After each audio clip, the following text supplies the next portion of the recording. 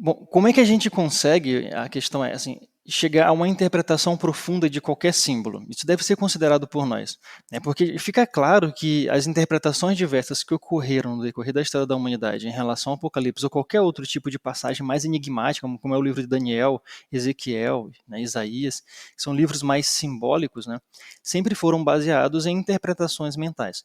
E aqui no livro, né, a gente já começa na introdução já do livro, né, o autor, Samael Weol, mestre gnóstico, ele diz: encontramos o Apocalipse dividido em três partes. Então, o estudo ele é feito em três partes, né, e cada um deles vai ter sua característica muito peculiar. A primeira é intitulada O Filho do Homem, né, que é justamente isso que a gente já começou a abordar. A segunda leva o título de O Livro Selado. E a terceira ficou intitulado A Nova Jerusalém. A primeira parte ensina a senda do fio da navalha. A segunda versa sobre os tempos do fim e a terceira nos informa sobre a terra futura. Bom, Ok, ok. Pausa para o parênteses conceitual do glossário gnóstico da Era de Aquário. Senda do fio da navalha.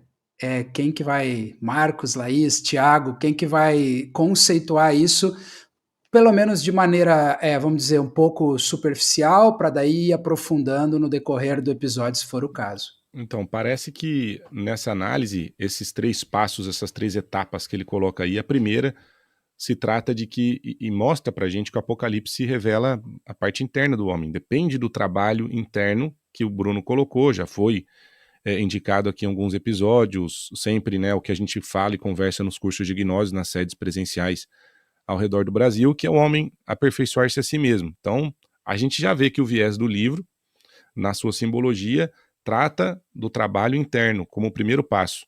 Depois ele vai, claro, versar sobre futuros da humanidade, que também, se a gente for analisar, vão se tratar da parte do homem, né? Uma terra futura, né? A gente precisa saber o homem se tornar habitante dele mesmo. Então, quando fala do fio da navalha, mostra que o caminho de autoconhecimento não é qualquer coisa, não é qualquer detalhe e precisa de muita atenção, precisa de acompanhamento, precisa de técnica, precisa de prática. E ao fio da navalha, porque do lado esquerdo é abismo, né, assim explica o mestre Samael em algum dos seus livros, e do lado direito também. Ou seja, é o caminho do equilíbrio, o caminho reto, o caminho da percepção direta. E aí nós já vamos entendendo qual é o viés, né, do livro, como a gente já vinha conversando antes. O fio da navalha é o caminho do aperfeiçoamento do homem nos aspectos da morte psicológica, do nascimento alquímico, espiritual e do sacrifício pela humanidade, né? É isso mesmo, obrigado, Marcos. Sim. perfeito. Justamente a parte inicial do livro é justamente sobre isso que o Marco colocou. Perfeito.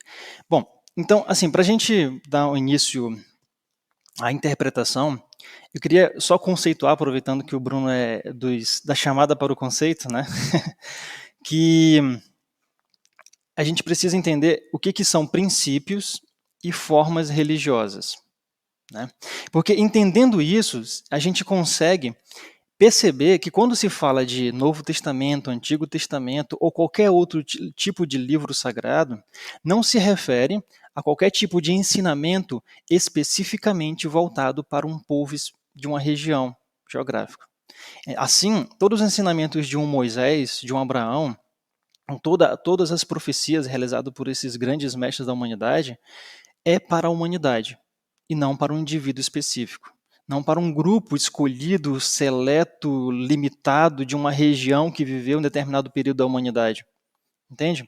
Porque o princípio é universal, já a forma não. Então, por exemplo, todas as vezes que vem um grande sábio à humanidade entregar sua mensagem, ele se dota desses princípios, que é a fonte universal, que são os arquétipos, é o mundo das ideias de Platão, e pega esse mundo das ideias, essas formas primordiais, e vestem elas de acordo com a época, com o costume e com a cultura.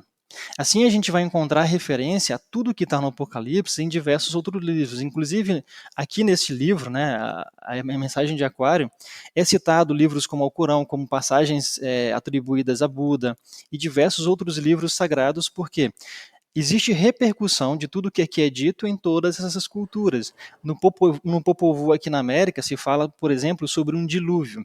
Em que cultura não se fala sobre um dilúvio?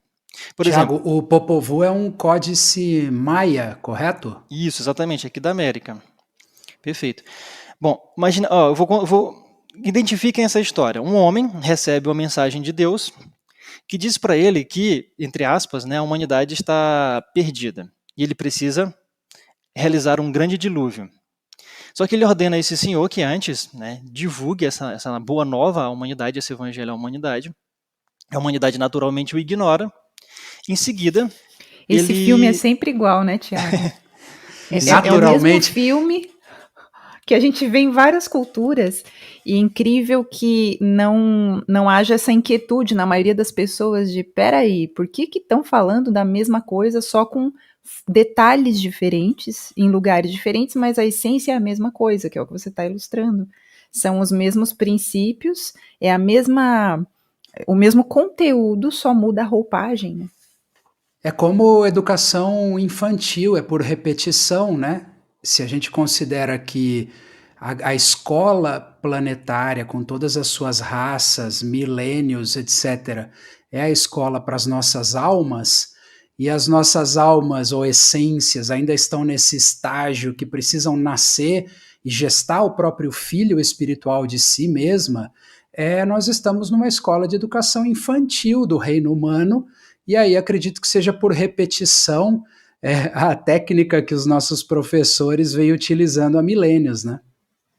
E só mais um parênteses que tem relação com episódios anteriores, que foi dito que a humanidade está adormecida, ou está caída, essa grande rameira, né? Ela está num estado de decadência. E isso é devido ao adormecimento da consciência. Então não é um conceito exclusivo à gnose dizer que a consciência está adormecida. Isso foi dito por muitos profetas em outras palavras. Dizer que a humanidade está caída, que ela está perdida, enfim. Mas sempre se fala da mesma coisa. O ser humano está afastado da divindade do seu ser e ele precisa retomar o seu estado de pureza e precisa retornar ao Éden, né? Foi expulso do Éden, enfim, existem tantas formas religiosas em que isso foi ilustrado, é muito interessante ver.